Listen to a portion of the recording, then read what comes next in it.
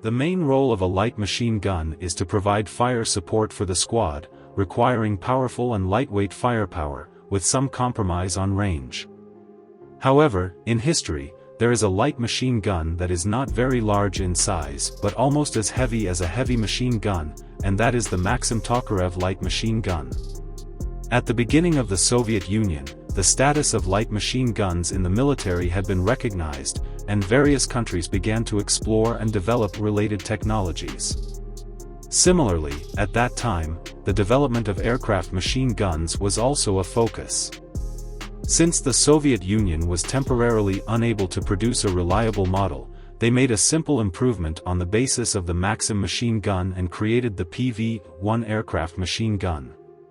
The PV-1 directly removed the water-cooled jacket and installed a multi-perforated air-cooled jacket, adjusted the booster to increase the rate of fire, and installed a synchronization device, becoming an aircraft machine gun for fighter planes.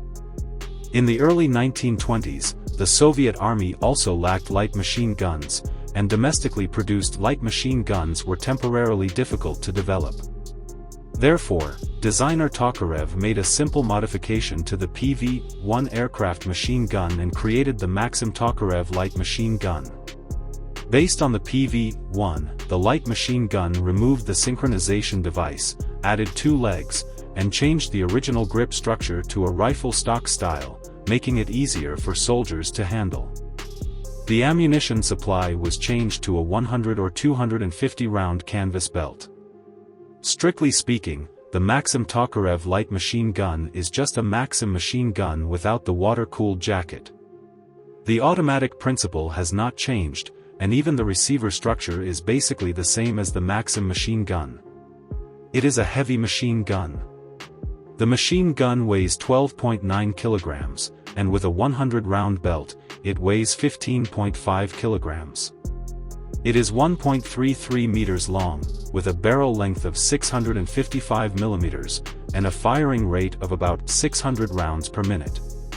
The production of this gun was from 1925 to 1928, and it was discontinued after the appearance of the DP-27 light machine gun. The total production was only 2450, making it a relatively rare light machine gun. The reason why the Maxim-Tokarev light machine gun was not widely used is multifaceted. Firstly, the gun bears the name of a light machine gun, but in reality, it is not lightweight, being one of the heaviest light machine guns. Compared to the DP-27 machine gun that replaced it, the latter weighs 9.1 kilograms, nearly 4 kilograms lighter.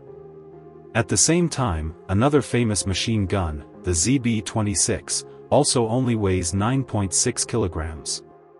The excessive weight is not conducive to soldiers carrying it. Due to inheriting the gas-operated principle, the gun parts wear out more severely, with more load-bearing components, making maintenance more troublesome than other light machine guns. At the same time, this structure also prevents the machine gun from further slimming down and reducing weight. The Soviet Army stored more than 2,000 Maxim-Tokarev light machine guns as reserves. In the late 1930s, this batch of machine guns had been stored for about 10 years.